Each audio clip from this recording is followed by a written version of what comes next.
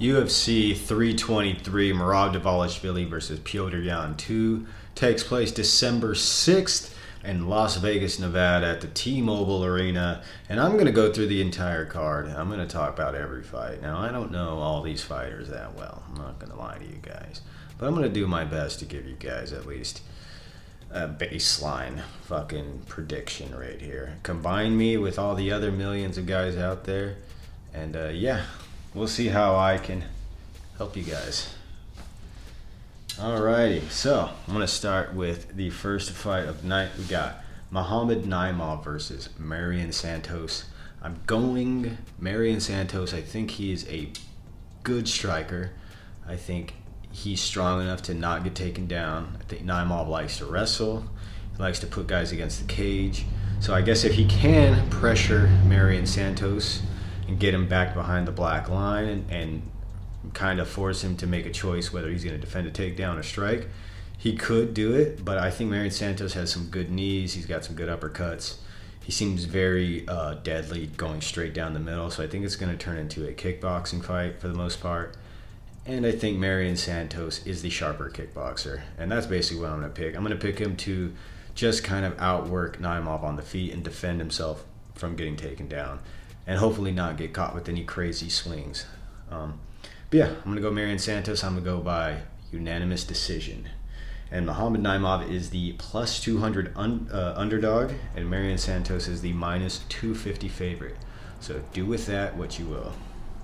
Next up, Mansour Abdul Malik versus Antonio Tricoli. Now, this should be a pretty easy fight for Mansour Abdul Malik. He should be able to back Tricoli up against the fence and just start landing on him. Tricoli is big. He's a big dude. He is tough. He took on Shera Magomedov on like 10 hours notice. Got on a plane, hopped out, made weight, and then fought the guy. So kudos to him. He's got balls. And he could make this tricky just by being so much bigger than Malik.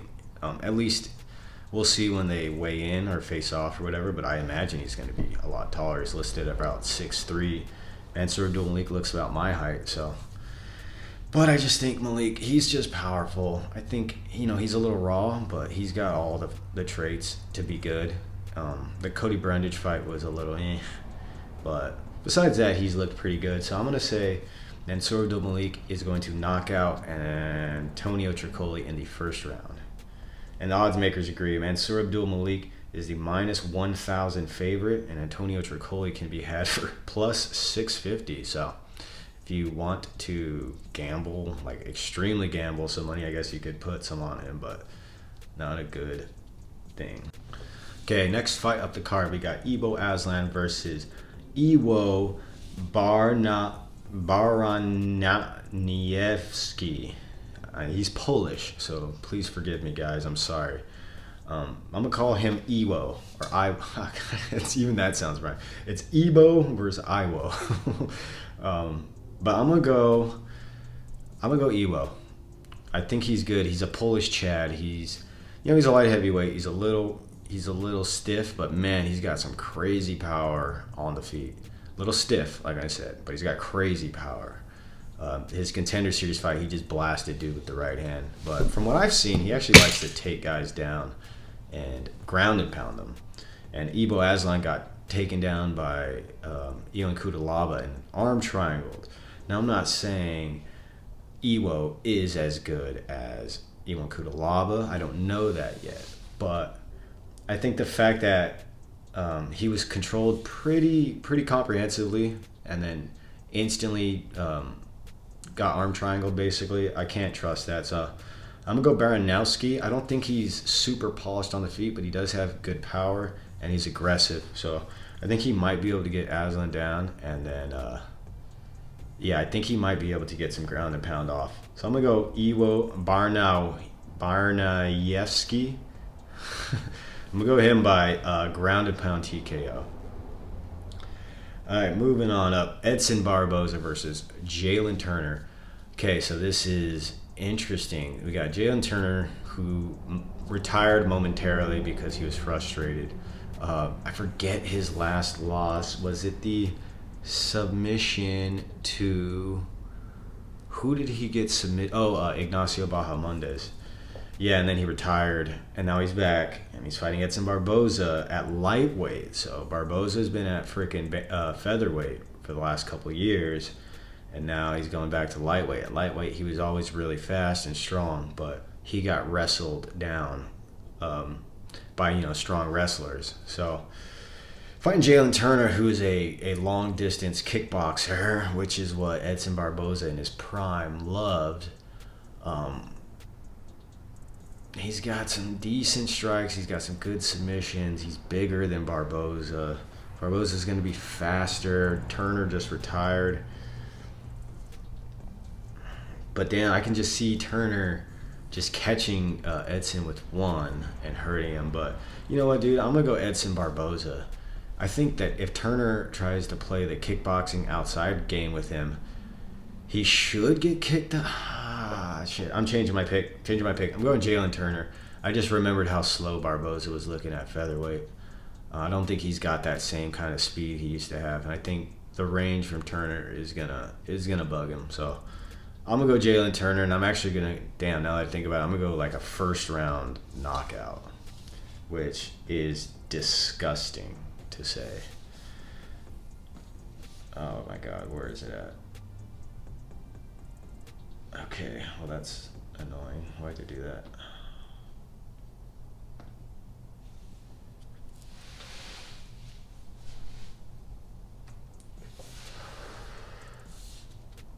Sorry, technical difficulties. All right, we got Marvin Vettori versus Bruno Ferreira. I'm going Bruno Ferreira. I think Vettori, I don't think he's got it anymore. I still think he's insanely tough. I still think he's gritty, and he'll obviously get in there and trade, but the lack of power is just, I don't know, man. I don't know if I could trust that against someone like Ferreira. Ferreira's going to move on the outside. He's going to constantly keep Vettori resetting, and then he's going to be coming in. Vettori's easy to hit, so he's going to be blitzing in and catching him with big strikes. I don't know if he's going to knock him out, but I don't think Vettori's wrestling is good enough to get Ferreira down and control him. I think they're going to be similarly sized. Yeah, I'm going to go Bruno Ferreira. I'm going to go by decision. I think he might be able to be the first one to crack the chin. He swings and commits. And Vettori's been, he's looking like he's slowing down a little bit. So I'm going to go Bruno Ferreira. I'm going to go by decision. But it would be cool if Vettori could have a vintage fight, just put the fucking pressure on him, put the volume on him, and break him. But I don't see it happening. Would be cool. I like Vettori. So, yeah, I'm going to go Bruno Ferreira, and I'm going to go by a decision. Moving up, Fares Ziam versus Nazim Sadykhov. God, this is a tough one. I'm going to go Fares Ziam. I think he is just a more polished mixed martial artist. I think Nazim Sadykhov is a fucking beast. I think he's durable as fuck. I think he's got good power. I think he is not afraid. He'll go to toe with anyone. He's aggressive. He's got like all these intangibles. He's just a little. Well, his last fight, he looked really fucking good though, man. But Fares Ziam looked really good. I was very high on Sadykhov after the fight versus Borshev. I know Borshev's fallen off, but man, that fight Borshev was lighting this fool up in the second round. He almost knocked out Borshev. So he never quits. He's a little raw. He's very left-hand heavy. His last fight, he looked a little bit better against Nicholas Mota, but he just loves his left hand. And Mota, he's not like Fares Ziam. Fares Ziam is a complete MMA fighter. He shoots when he needs to. He strikes when he needs to. He disengages. He clinches. He's dangerous everywhere. I just wonder about the physicality. I wonder if I want to see them stand next to each other. Sadykhov looks very strong, but I think Ziam is also he's like underrated strong. He's got like that skinny guy strength where you look at him and they're not big and bulky, but their fucking leverage is so good. That's what I feel like he probably grapples like, especially now that he's older and he's coming into his own. But all that aside, I'm going to go for Ziam. I think he can just outwork Sadykhov. I think he can land the better shots, not get rocked, not get taken down, not get controlled. But if Sadyakov starts pouring it on Ziam, and Ziam is not getting any respect with the strikes, it can get real ugly for him. But I'm going to trust him. I've liked the role he's been on. And yeah, I'm going to go for Ziam by unanimous decision. Moving up, Macy Barber versus Karine Silva. I don't know, man. I'm going to go Macy Barber. She fights. I like the way she fights. She fights to hurt people. Karine Silva's a good striker. She's good, you know. But she doesn't have that angry fucking, you know, I don't even know what to call it. But that angry fucking beat a bitch up energy that Macy Barber has. And, you know, she's looked better, too. She's looked more well-rounded. She's not, like, flat-footed as bad. And she's not kind of, like, sloppy. She's always been tough as shit. And she's always been fucking, you know, dynamic and dangerous. And I'm going to trust her to still keep this shit going. So I'm going to go, oh, wait, no. Wow, shit. I just forgot. Didn't she just have, like, a weird health issue? Didn't she get, like, a fight canceled last second, right, against Blanchfield? I just remembered that. I'm still going to go with her, but damn, now I don't know. I'm going to go Macy Barber by decision. I'm going to trust that she shows up. Shit. We got Terrence McKinney versus Chris Duncan. T-Rex, I like Terrence McKinney. Super dangerous in the first round. We all know that. That's his thing. He goes out there and he finishes you or something really bad happens to him. It's a fucking bug flying around. Chris Duncan, though, man, Scottish warrior, bro's tough as fuck, man. He puts the pressure on. He's got good fucking power on the feet, very durable, good wrestling, good top control, good aggression, good pressure. Can be a little slow, but I don't think McKinney's going to be able to wipe him out. This could be a trademark Terrence McKinney first round knockout. But I think Duncan, I think he can stay safe and not get wiped out. But oh shit, this is actually closer than you think. I think this is McKinney first round if you're picking him. If not, Chris Duncan over the distance, probably to get a second round TKO. Don't be surprised if McKinney just comes out and is able to stun Duncan right away. But I think Duncan's smart. He's going to be ready for it. He's going to have his guard high. He's going to be moving, throwing back. So I'm going to pick Chris Duncan by second round finish.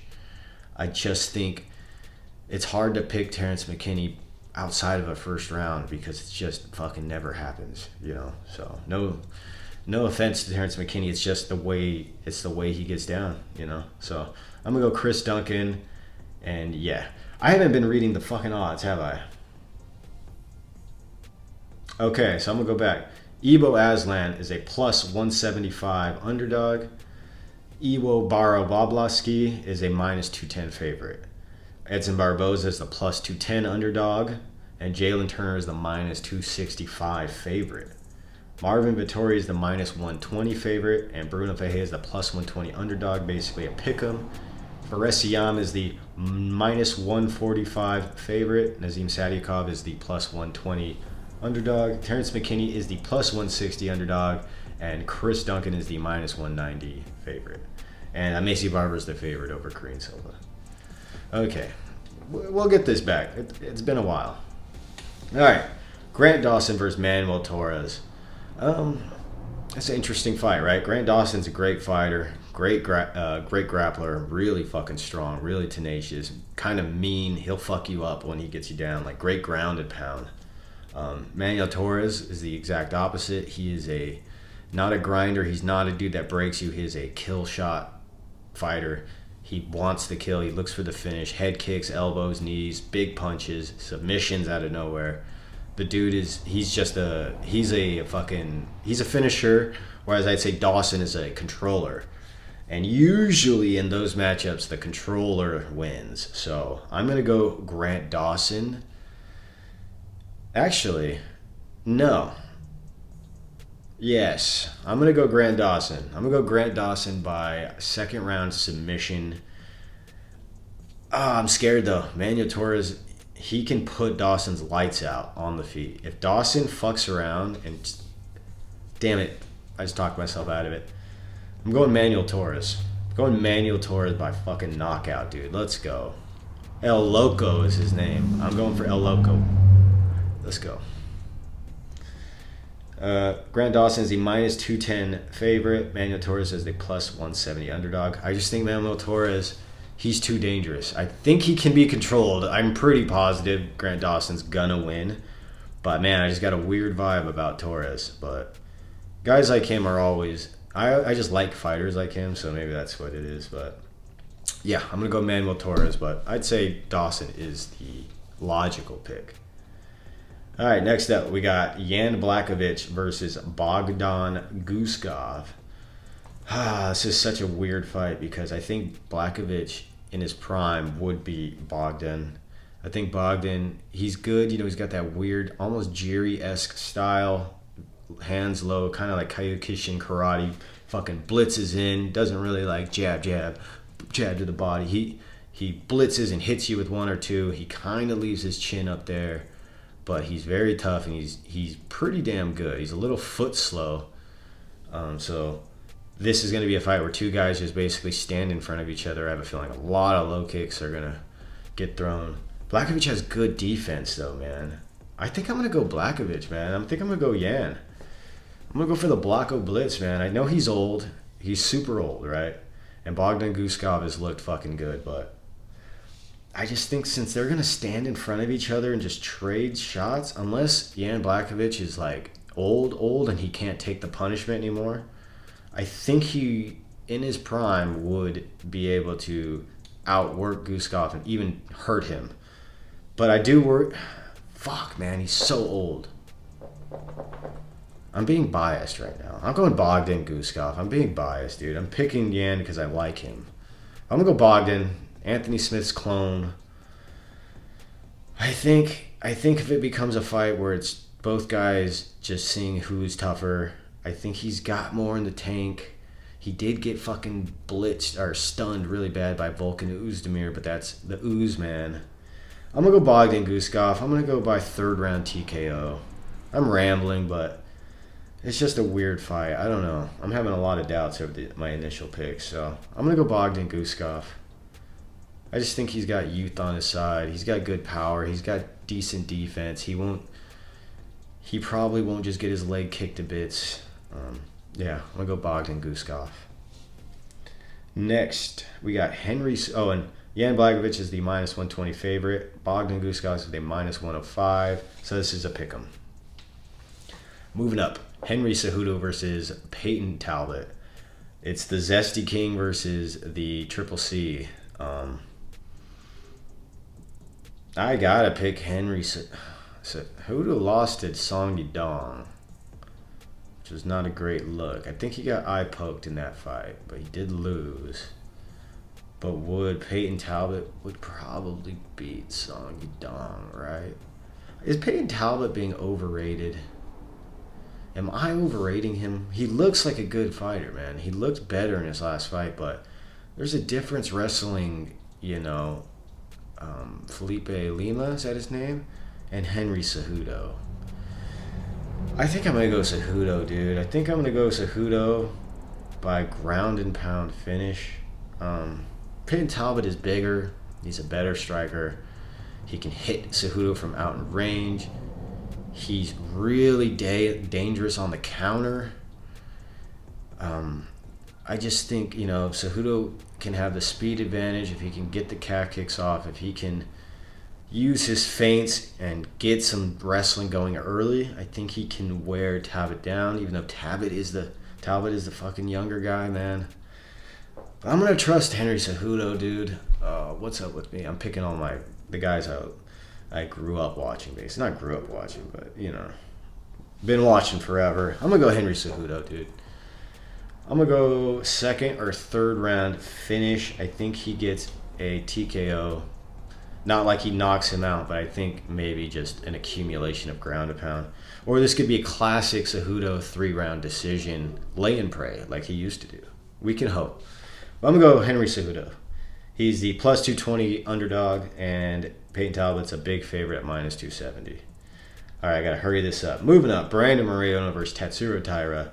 I'm gonna go Brandon Moreno. I don't think wrestling him and holding him and has ever been the best way to beat him. I think Tyra can. Tyra is a fucking blanket, dude. He's like an octopus on the feet.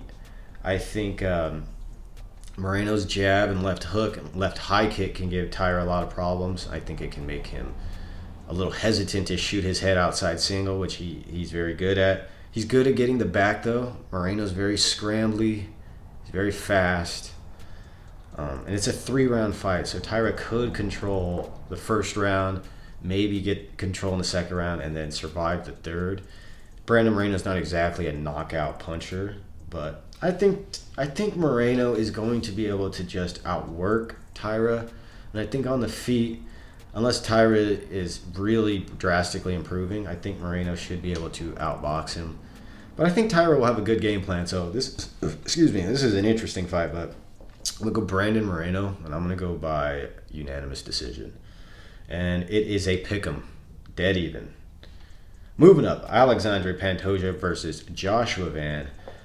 Ooh, Pantoja, Champtoja, man. This dude is fucking nasty. Just an absolute dog, bro.